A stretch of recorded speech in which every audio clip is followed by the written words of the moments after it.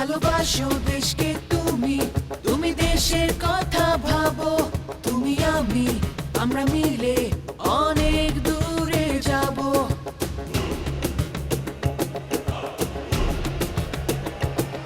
ধর্মে বর্ণে সব বিদ্বেষ মন থেকে তাড়াবো, তুমি আমি আমরা মিলে অনেক দূরে যাব।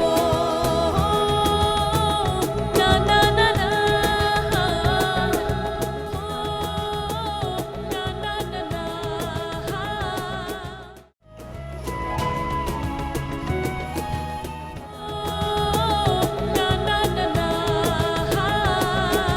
দাও দাও দাও হাত বাড়িয়ে দাও, তরুণ তোমার নতুন চোখে দেশটাকে সাজাও।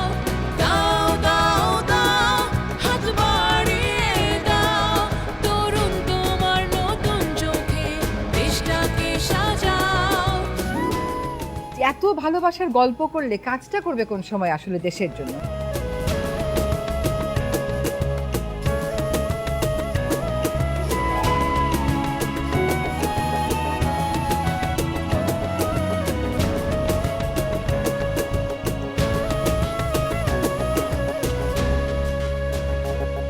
তোমরা তরুণ ঠিক দেখাবে শান্তির সব আলো, পাশে মানুষ থাকবে তবে তোমার মতো ভালো। দেশের প্রেমে দশের প্রেমে নিজেকে হারাবো, তুমি আমি আমরা মিলে অনেক দূরে যাব। না না না না, না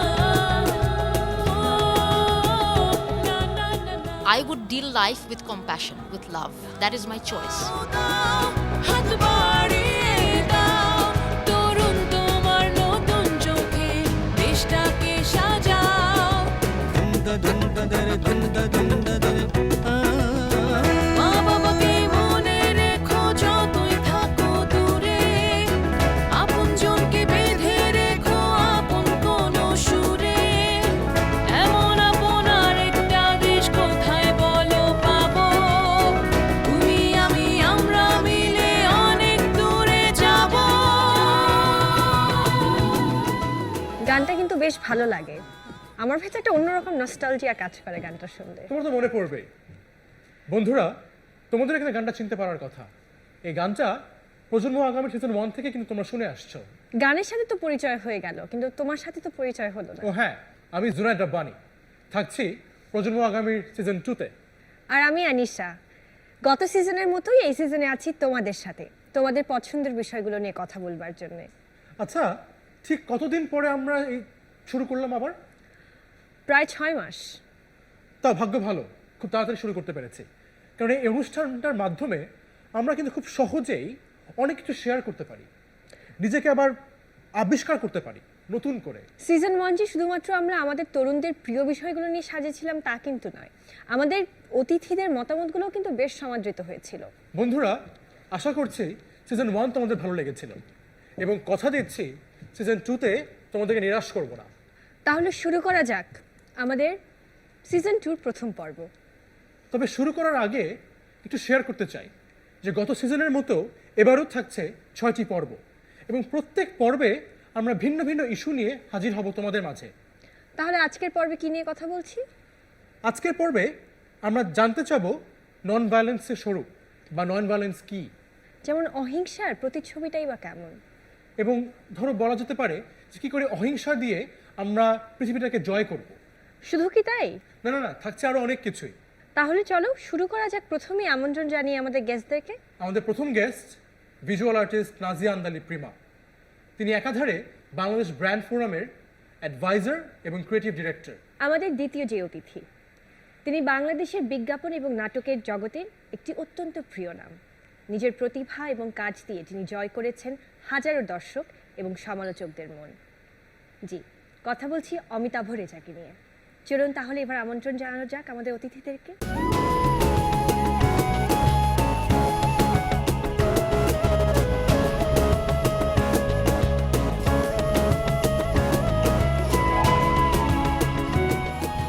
অসংখ্য ধন্যবাদ আমাদের প্রজন্ম আগামীতে আসবার জন্য। Thank you for having us. আমাদের আজকের বিষয় অহিংসা। চলে আসছে প্রথমে আপনার কাছে, যে নন ভায়োলেন্সকে আপনি ভিজুয়াল আর্টিস্ট হিসেবে কিভাবে দেখছেন বা কিভাবে প্রমোট করছেন? আমি আমার কাজে ডিরেক্টলি এটার অবস্থান নেই যাতে ভায়োলেন্স প্রমোট না হয় কোনোভাবেই, স্পেশালি ফেমিনিস্ট অ্যাঙ্গেল থেকে আমি আমার কাজে মেয়েদের প্রতি ভায়োলেন্স যাতে কমে বা না হয় সেটার একটা অবস্থান আমার আছে। আমার সব কাজে ভিডিও পারফরমেন্স বলে একটা পারফরমেন্স আমি করি বিগত 5 বছর ধরে, যেখানে আমি নিজেই একজন ভিকটিম উইমেন হিসেবে আবির্ভূত হই এবং সেই অ্যাক্টটা আমি নিজে করি একদমই ওতপ্রোতভাবে মানুষের সাথে এনগেজ করার জন্য, যাতে তারা ওই ভায়োলেন্সটাকে নিজের চোখে দেখে এবং সেটাকে ডিমিন করার জন্য বা স্টপ করার জন্য ওই অ্যাক্টটাও আমি নিজেই পারফর্ম করি। সো ওই দিক থেকে আমার কাজে এটার একটা রিফ্লেকশন আছে। আর আমি মনে করি যে ভায়োলেন্স বলতে আমরা একটা খুব পার্টিকুলার জিনিসকে হয়তো অনেক সময় বুঝি, বাট আসলে ভায়োলেন্স ইন এভরিওয়্যার। একটা খারাপ কথা বলা থেকে শুরু করে শারীরিকভাবে অ্যাবিউজ করাও violence as a person who never negate another person's right. So ওই জায়গা থেকে যদি আমরা চেষ্টা করি রিয়েল অর্থে একটা পজিটিভ হিউম্যান হতে, তাহলে we can definitely stop violence in our society and surroundings. আর অ্যাকচুয়ালি পার্টিকুলারলি ভায়োলেন্সের বিরুদ্ধে বা এটাকে থামানোর জন্য কোনো কাজ করতে হবে তা না, জীবনের প্রত্যেকটা মুহূর্তে যাতে ভায়োলেন্সকে আমরা কোনোভাবেই প্রমোট না করি যে কোনো প্রফেশনে, সেইটার দিকে যদি আমাদের একটা মনোযোগ থাকে এক্সট্রা, মানে আমি বলবো নট সজাগভাবে সচেতন, বাট অবভিয়াসলি সবসময় কনসিয়াস থাকা যে I am not doing anything violent. So that is I think very important to do in our life. সহিংসতার বিপরীতে অবস্থান করে শিল্প এবং সৃজনশীলতা, এবং আমরা অনেকেই মনে করি যে আমাদের তারুণ্য যদি শিল্প এবং সংশ্লিষ্ট কাজে নিজেদেরকে আরেকটু জড়িত করে, হয়তোবা তাদেরকে আমরা সহিংসতা কিংবা এ ধরনের আচরণ থেকে দূরে সরিয়ে নিয়ে আসতে পারবো। আপনি কি সেটাই মনে করেন? অবশ্যই, মানে এটা তো না মনে করার কিছু নাই, কিন্তু এই ব্যাপারটাকে আরেকটু ভালোভাবে দেখতে হবে। যেমন ধরেন ছোটবেলায় বাচ্চাদের কার্টুন ছবি দেখানো হয়, রাইট? আমাদের তো মনে করি এটা খুব বাচ্চাদের জিনিস, কার্টুন ছবি খুবই ভালো জিনিস, বাচ্চারা দেখে, ভালো লাগে, কি সুন্দর। পৃথিবীতে এর চেয়ে ভায়োলেন্ট জিনিস আর কিছু হতে পারে না। আপনি যদি টম অ্যান্ড জেরি দেখেন, আপনি দেখেন কিভাবে টম জেরির পেছনে দৌড়ায়, কীভাবে তাকে কুটি কুটি করে কাটে। আপনি যদি 5 যে কোনো চান, যে কোনো কার্টুন, মোস্ট অফ দ্য মানে 80% কার্টুন ছবি, অ্যানিমে কার্টুন যেগুলো আমরা বলি কার্টুন ছবি, আপনি সুপারম্যান দেখেন, আপনি মনে করেন এটা নন ভায়োলেন্ট জিনিস? এটা খুবই ভায়োলেন্ট জিনিস। একটা শিশুকে তার শক্তি সম্বন্ধে অবগত না করে বরং তাকে একটা অন্য শক্তি আপনার উপরে আবির্ভাব করে দিচ্ছেন, যে আপনি ভাবতে পারেন যে আপনি যদি তুমি সুপারম্যান বলে একটা পাওয়ারফুল হয়েছে যে সবাই খারাপকে মেরে ফেলবে, এই যে অন্য একটা শক্তি আপনি তারপর চাপা দিচ্ছেন। সো সৃজনশীলতার হলেই যে এটা ভায়োলেন্ট হবে না সেটা না, আপনাকে বুঝতে আপনি কী ধরনের সৃজনশীলতা তার উপর প্রচার করবেন। অনেক ভালো কাজও আছে, অ্যানিমেশনের প্রচুর ভালো কাজ আছে, কার্টুনেও প্রচুর ভালো কাজ আছে। আপনি সুকুমারও যদি পড়েন আপনি কখনো ভায়োলেন্ট মনে হবে না, আপনার অন্যরকম একটা মানসিকতা তৈরি হবে। আপনি যে পাগলা দাশু পড়েন, পাগলা দাশুকে আপনি কোনো জায়গায় ভায়োলেন্ট অ্যাক্ট মনে হয়? কখনোই মনে হয় না। শুধু সৃজনশীল কাজ করলেই বা কাজ তৈরি করলেই সেটার মাত্রাটা বুঝতে হবে যে কার জন্য করছেন, কিভাবে করছেন। কিন্তু ভায়োলেন্ট হওয়া ছাড়া কি আর কোনোভাবে উপায় আছে যে এই আমাদের যে অবজেক্টিভগুলো আপনি বলছেন, হ্যাঁ, সেগুলো অ্যাচিভ করার ক্ষেত্রে? অবশ্যই উপায় আছে। যেমন একটা রিক্সা শ্রমিকের সাথে আপনার গাড়ি লাগিয়ে দিলে, আপনি নেমেই রিক্সা শ্রমিককে একটা ধরে একটা চট দিয়ে দিলেন। সো ওইটা আপনি করবেন কি করবেন না, নাকি আপনি অন্য তাকে বলবেন ভাই তুমি যেটা করছো সেটা ভুল করেছো, এটা ওই রুচি, ওই মননের ব্যাপার। সেই মানুষটা কতটা বিকশিত তার ব্যাপারে, সে কতটা মানসিকভাবে প্রস্তুত, সে মানসিকভাবে কতটা বিকশিত চিন্তায়, সেটা গুরুত্বপূর্ণ বেশি আসলে। ছোটোবেলার থেকেই সে দেখে। বাংলাদেশের মানুষ কি দেখে? বাংলাদেশের মানুষ ছোটোবেলা কার্টুন ছবি দেখে, একটা সময় হিন্দি ছবি দেখে, যেটাতে তারা দেখে অমিতাভ বচ্চন বা যেই সালমান খান মেরে সবাইকে শেষ করে ফেলতেছে। তারপরে একটা সময় টক শো দেখে, যেটা দেখে সবাইকে মারে কথায়। সো তারা তো সবসময় এটা দেখেই বড় হয়। সো তখন রিক্সায় যখন একটা শ্রমিক তাকে, রিক্সা শ্রমিক যখন তার গাড়িকে লাগে, তখন গিয়ে চশ করে মেরে দেয়, কারণ তার কাছে খুব স্বাভাবিক ঘটনা, তো সেইভাবে বিকশিত। কিন্তু আমার কাছে এটাও মনে হচ্ছে যে রিয়াকশনটা কীরকম হয় এটা কিন্তু নির্ভর করে আপনার, যেটা আপনি বললেন যে আপনার মানসিক মনন, আপনার তখনকার অবস্থার উপরে। এবং আমরা কিন্তু দেখতে পাই যে আমাদের এখন বর্তমান সমাজে সবাই কেমন যেন একটু অস্থির, একটা অস্থিরতা, একটা ব্যস্ততা দেখতে পাচ্ছি, খুব তাড়াতাড়ি বড় হওয়ার একটা প্রবণতা বা একটা অসুস্থ প্রতিযোগিতা কিন্তু আমরা দেখতে পাচ্ছি। ইন্টারেস্টিং অ্যাঙ্গেল আমি অ্যাড করতে চাই ওনার এই কথার বিষয়ে যদি সাথে, আপনাদের কাছে যে একটু পরে আসি, আমাদের একটা নাটিকা আমরা এই বিষয়ে আমরা দেখতে চাই। চলুন দেখে আসি নাটিকাটা।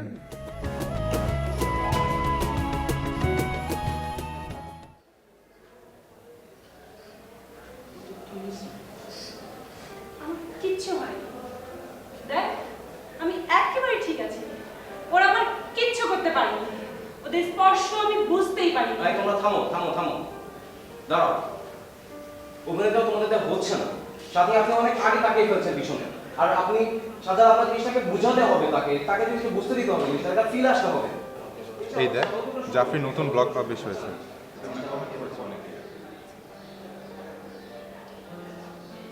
রামু নিয়ে অনেক কথাবার্তা লিখেছে, অনেকে কমেন্ট করেছে। শাহেদ, এখানে রিহার্সাল হচ্ছে, কি করছো তোমরা? জাফরি ব্লগ দেখাচ্ছিলাম স্যার। আরে আশ্চর্য, জাফরির এখানে কথা আসছে কেন? নাটক তো তোমাকে দিয়ে হয় না। Get out. Just get the hell out of here.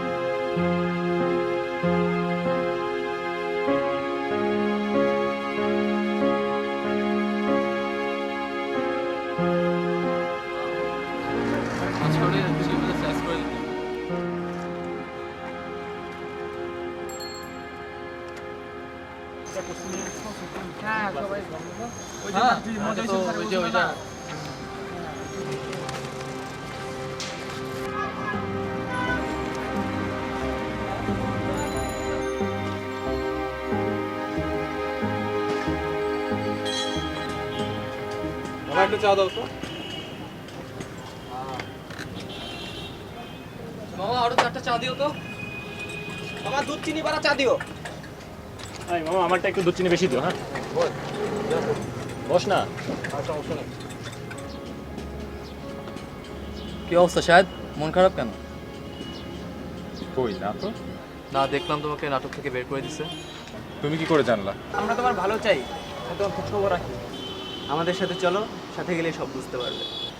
নাও চাটা খাই, দেন আমরা শুরু করি।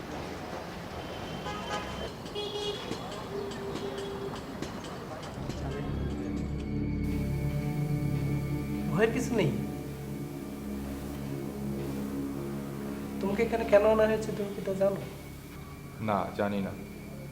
আমরা তোমাদের বন্ধু। একটা মানুষ কার সাথে চলে সেটা দিয়ে বোঝা যায় সে কেমন। তুমি যাদের সাথে মেশো তারা ভালো লোক না, তারা খারাপ লেখালেখি করে, তারা সমাজের ভাইরাস। তুমি তাদের সঙ্গ ছেড়ে দিয়ে আমাদের সাথে চলো।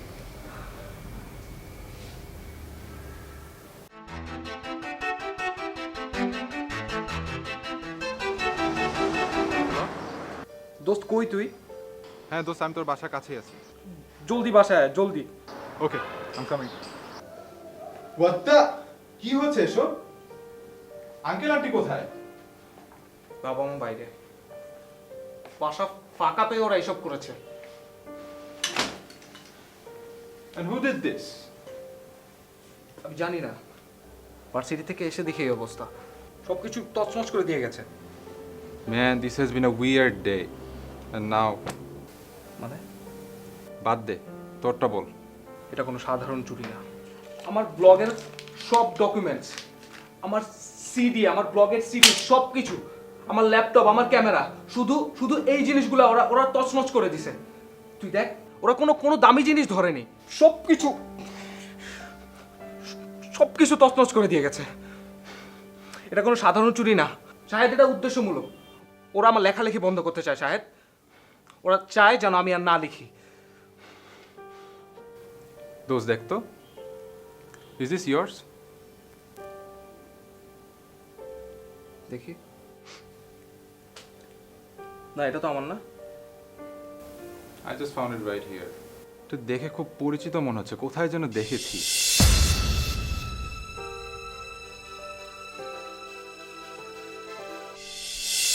I probably know who did this. মানে দোস্ত, আমাদের ভাই বসে থাকলে চলবে না। We have to do something.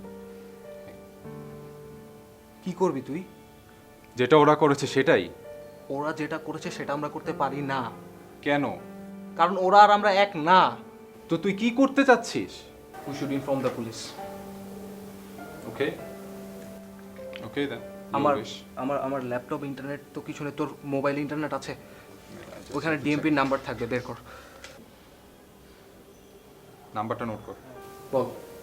01 01 535 535 491 491 7063.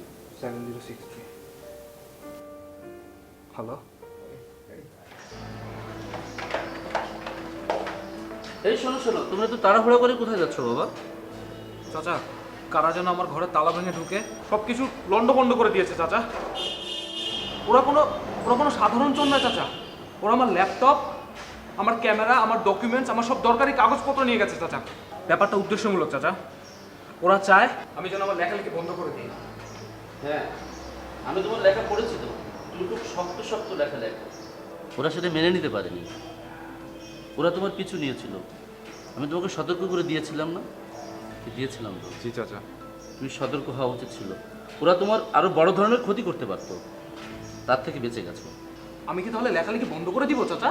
না না, তুমি তোমার লেখালেখি বন্ধ করবে কেন? তুমি যা বললে তাই যদি সত্যি হয়, তাহলে ওরা মানুষ নয়, ওরা অমানুষ। ধর্মে এটা বলে নাই খুনের বিরুদ্ধে খুন, হত্যার বিরুদ্ধে হত্যা, এগুলো কোনো ধর্মে চলে না। কোরআনে স্পষ্ট উল্লেখ আছে, জবরদস্তি করে কোনো ধর্ম হয় না। তাই আমি তোমাদের বলছি, তোমরা আইন শৃঙ্খলা বাহিনীর কাছে আশ্রয় নাও, ওরা তোমাদেরকে সঠিক সমাধান করে দেবে। যাও, ওনাদের আশ্রয় নাও তোমরা।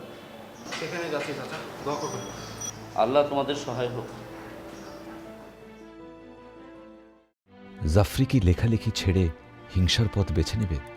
তার স্বাধীন সত্তাকে বিসর্জন দেবে তুচ্ছ কিছু প্রতিবন্ধকতার কাছে?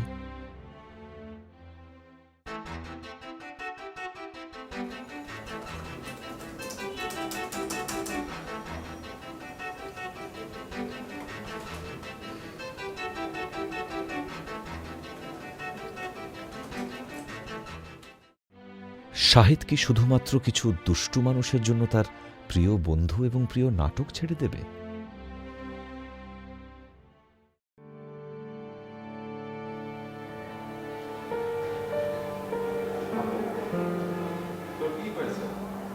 আমার কিচ্ছু হয়নি, ওরা আমাকে কিচ্ছু করতে পারেনি। দেখ আমি একেবারে ঠিক আছি, ওদের স্পর্শ আমি টেরও পাইনি। ওরা আমাকে কিচ্ছু করতে পারেনি, কিচ্ছু করতে পারেনি। ধর্ম কিন্তু অহিংসার কথা বলে, ধর্ম কিন্তু শান্তির কথা বলে, কিন্তু সে ধর্ম নিয়ে কিন্তু দ্বন্দ্বগুলো সবচেয়ে বেশি হয়। এখন আসলে এটা দেখার পর আমার একটু আরেক ধরনের চিন্তা খেলছে। তো আমি যেটা মনে প্রাণে ফিল করি যে আমাদের চারদিকে দেখবেন যে নেগেটিভ যখনই একটা কিছু হচ্ছে সেটার প্রতি মানুষের আকর্ষণ অত্যাধিক। I don't know where it is started from, but যখন একটা পজিটিভ কিছু ঘটছে মানুষের মনোযোগ ওখান থেকে চলে যাচ্ছে। ইনফ্যাক্ট আমি যে সোশ্যাল নেটওয়ার্কের কথা বলি, আপনি দেখবেন আমি নিজে টেস্ট করেছি, যখনই আমি কোনোখানে যুদ্ধ বিগ্রহ হচ্ছে, কোথাও ধর্ম নিয়ে মারামারি কাটাকাটি হচ্ছে, আমরা রিসেন্টলি সবাই দেখেছি, ওই ছবিগুলো যখন পোস্ট করি তখন যত লাইকস পাই, একটা সুন্দর কিছু ঘটেছে, একটা কিছু হয়েছে, ওখানে আমি নিজে একটা পরীক্ষিত, ওটা পোস্ট করলাম, ওখানে লাইক অনেক কম।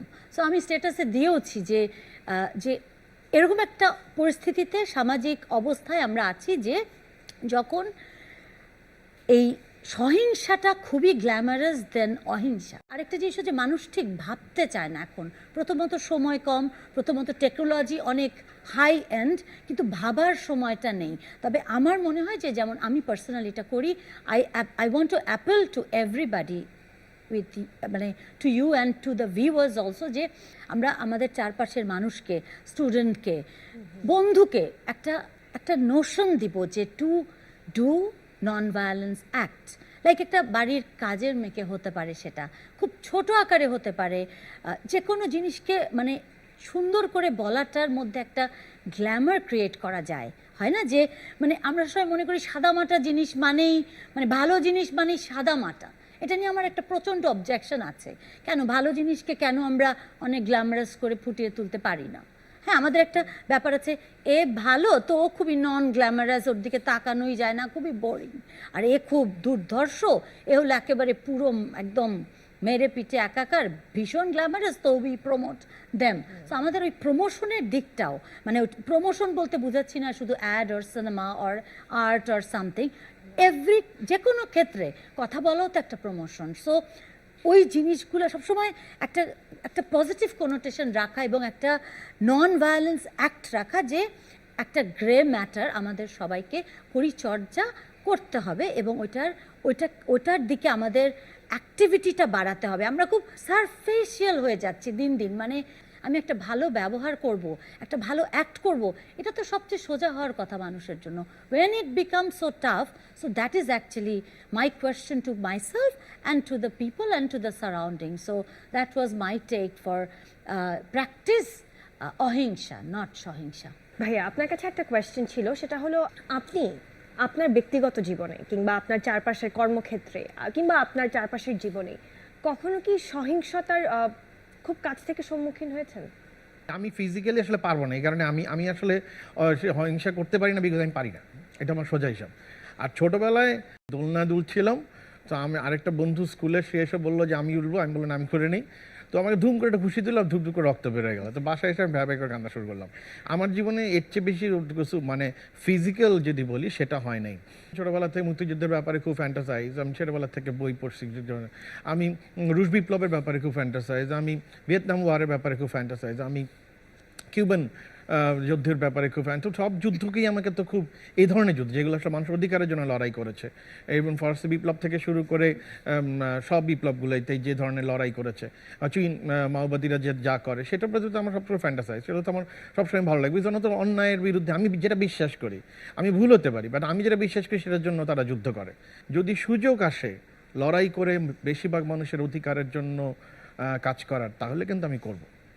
আমি অনেক প্রীত যে আমাদের মাঝে আজকে অমিতাভ ভাই আছেন, এ কারণে তিনি যেটা বললেন, তিনি জীবনে নন ভায়োলেন্স ছিলেন, কারণ ওনার কাছে আর কোনো সুযোগ ছিল না কিংবা ওনাকে কখনো ভায়োলেন্সের শিকার হতে হয়নি, তারপর উনি সফল।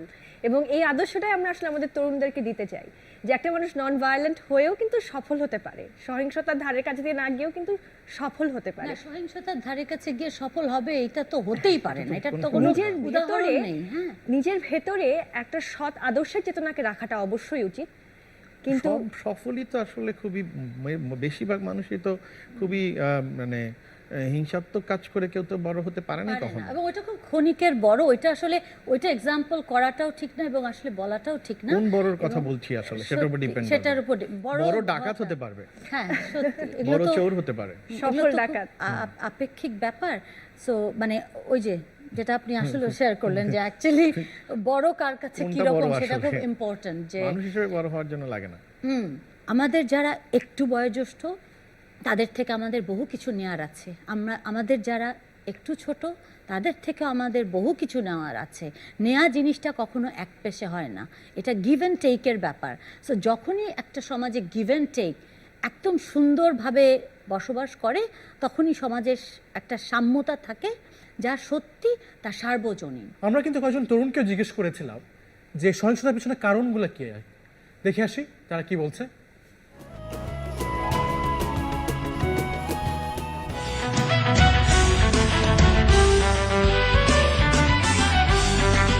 আমি নন ভায়োলেন্সে বিশ্বাসী। Obviously non violence. অবশ্যই নন ভায়োলেন্সে বিশ্বাসী। নন ভায়োলেন্সে বিশ্বাসী। Non violence is my choice.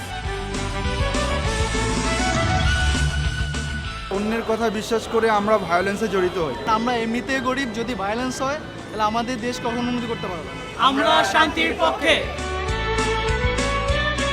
ভালোভাবে বেঁচে থাকার জন্য তো শান্তিটা অবশ্যই খুবই প্রয়োজনীয়, আর এজন্য অবশ্যই নন ভায়োলেন্সে বিশ্বাস থাকা উচিত সবার।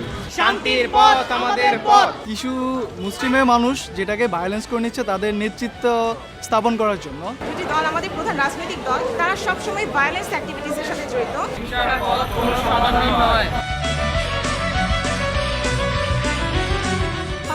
হয় মানে ভায়োলেন্স ক্রিয়েট করা হয়, গাড়ি ঘোড়া ভাঙা হয়, এতে কি হচ্ছে? আমাদেরই তো আলটিমেটলি ক্ষতিটা হচ্ছে। কোরআন শরীফ আগুন দেওয়া হয়েছে এবং বিভিন্ন হিন্দু সম্প্রদায়কে বাড়িঘর আগুন দেওয়া হয়েছে। আমি চাই যেন এরকম যেন কখনো না হয়। আমরা চাই ধর্মনিরপেক্ষ রাজনীতি।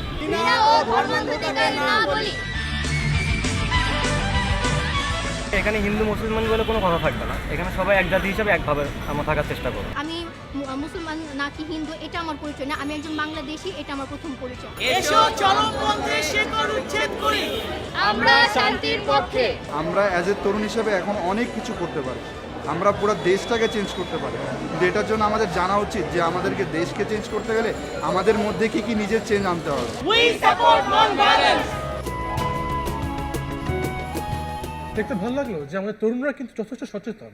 এই ভায়োলেন্ট অ্যাক্টটাকে অনেক গ্ল্যামারাস একটা রূপ দেওয়া হচ্ছে এবং এই তরুণ প্রজন্ম কিন্তু খুব সহজেই প্রভাবিত হয়ে যায়। সেক্ষেত্রে আপনি কি মনে করছেন যে আমাদের আর কি কি করণীয় আছে? টিচার এবং বাবা মা হলো একটা মানুষকে গড়ে দেওয়ার হাতিয়ার এখনও। ইফ একটা ছেলে বা একটা মেয়ে যদি টেকনোলজিক্যালি এত হাইপ হয়ে যায় এবং বাবা মা সেই ওই জায়গায় পড়ে থাকে, তো তারা তো আসলে এক জায়গায় বসে কথা বলতে পারছে না। যখনই কথা বলতে পারছে না তখন শেয়ার করতে পারছে না এবং বাবা মা তাকে বোঝাতে পারছে না কি করে তারা অহিংসাকে বেছে নিবে বা কী কী তার প্রতিদিনকার কাজে কর্মকাণ্ডে কী কী খারাপ কী মানে ইভেন সাপোজ একটা বন্ধু কিন্তু বন্ধুর সাথে মিশে কাজটা করছে, কিন্তু দেখা যায় বাবা মা আইডেন্টিফাই করতে পারছে বা বড় ভাই বোন আইডেন্টিফাই করতে পারছে যে ইন্টারনেটে এই জিনিসটা ভালো, এই জিনিসটা খারাপ বা it is not good for you. তো বাবা মা যদি ওই জায়গাটায় নিজেদেরকে রাখেন তাহলে কিন্তু তারা তাদেরকে গাইড করতে পারছে। আমি তো মানে অসম্ভব সম্ভাবনা দেখি এই জাতিতে, এই মাটিতে, বিকজ আমি বিশ্বাস করি এই মাটি তো উর্বর মাটি। এটা তো উর্বর মাটি, এটা তো ধান ফেললেই ফসল হয় এখানে। তো এই মাটির কাছে তো আমি কোনো সম্ভাবনা ছাড়া কিছু দেখি না। অসংখ্য ধন্যবাদ আপনাদেরকে আমাদেরকে সময় দেওয়ার জন্য এবং আপনাদের মূল্যবান মতামতের জন্য, এবং আমরা আশা করি এই মতামতকে কাজে লাগিয়ে আমাদের তরুণ প্রজন্ম উপহার দিবে আগামীর বাংলাদেশ। আচ্ছা, প্রজন্ম আগামী সিজন 2 তো মাত্র শুরু করলাম, শুরুতেই কি একটু বেশি গুরুগম্ভীর হয়ে গেলাম? বিষয়টা কিন্তু এরকমই, মানে শুরুতে ছেলে খেলা করলেও এই পরিণতি কিন্তু হতে পারে অনেক ভয়াবহ। সুতরাং আমাদের ডিসকাশনটা কিন্তু একটু সিরিয়াস হবেই। তা অবশ্য ঠিক, কিন্তু ব্যালেন্স করার জন্য কিছু করা যায় না? আচ্ছা, তুমি যখন বললে তাহলে একটা মাইন্ড দেখে আসি।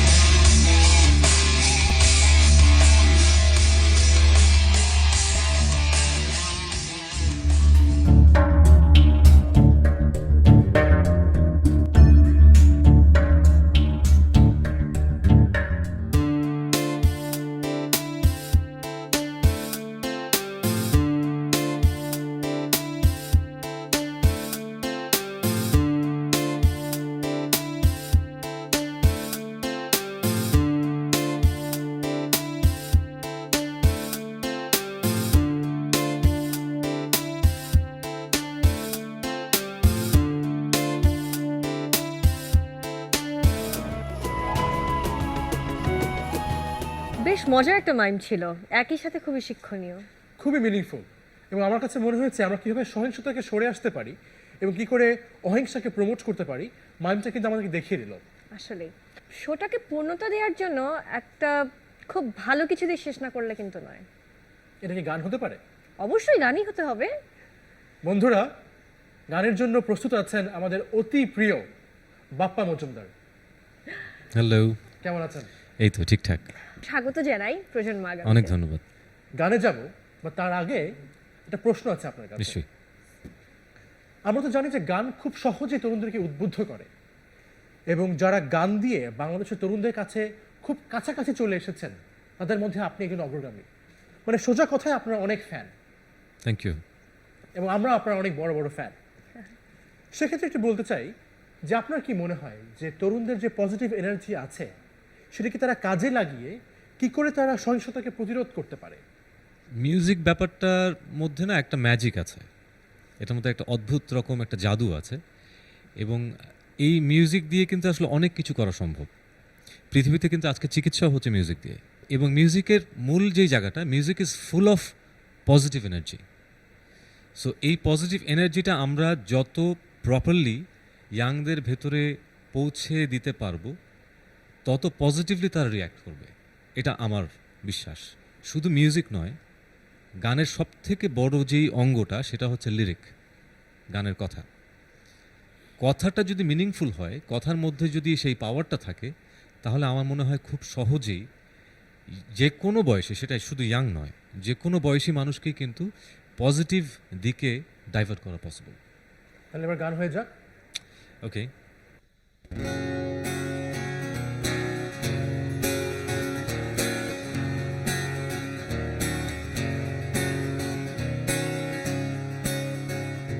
আমি ফিরে পেতে চাই সেই বৃষ্টি ভেজা সুর, আমি ফিরে পেতে চাই সাত সুখের সমুদ্র, আমি ফিরে পেতে চাই সেই বৃষ্টি ভেজা সুর, আমি ফিরে পেতে চাই সাত সুখের সমুদ্র।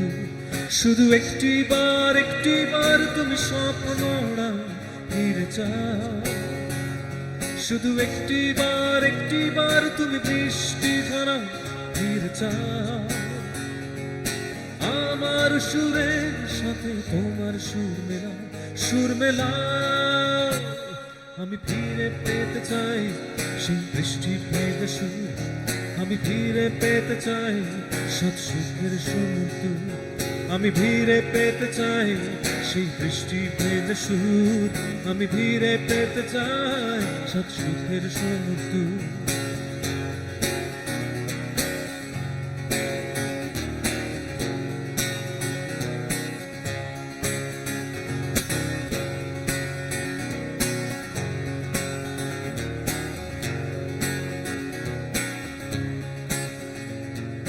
তীরহারা এই দুঃসময় স্বপ্ন ডাক দেয়, হাতছানিতে যাই হারিয়ে আধার চেনায়। তীরহারা এই দুঃসময় স্বপ্ন ডাক দেয়, হাতছানিতে যাই হারিয়ে আধার চেনায়।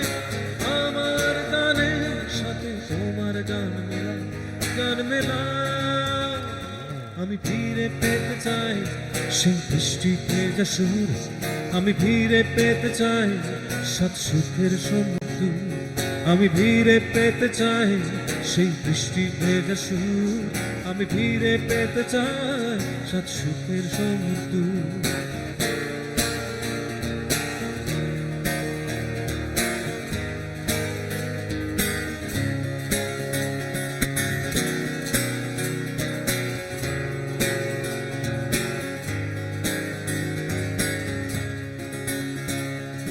কোন গভীরে ডুবেছিল কোন সে মোহনায়, যায় সীমানা যায় হারিয়ে তোমার আঙিনায়। কোন গভীরে ডুবেছিল কোন সে মোহনায়, যায় সীমানা যায় হারিয়ে তোমার আঙিনায়।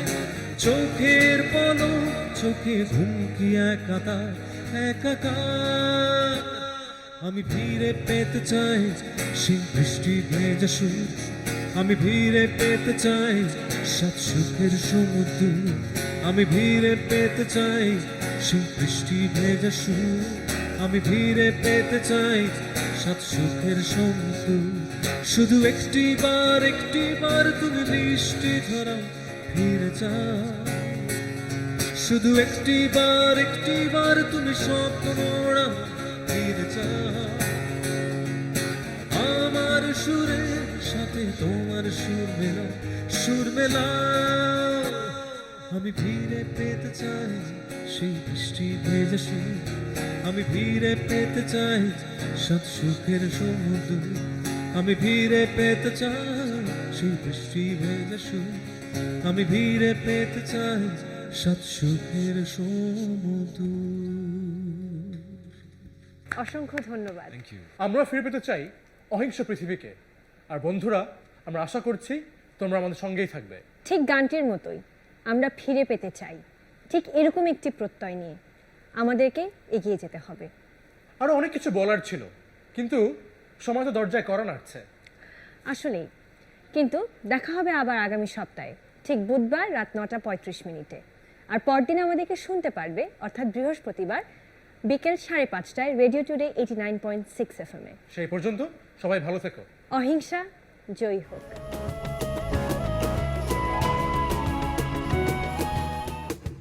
Hello friend, this is Anisha. This is Zunaid. For latest updates of Projanmo Agami, follow us on Facebook. You can also subscribe to our YouTube channel for the full episodes.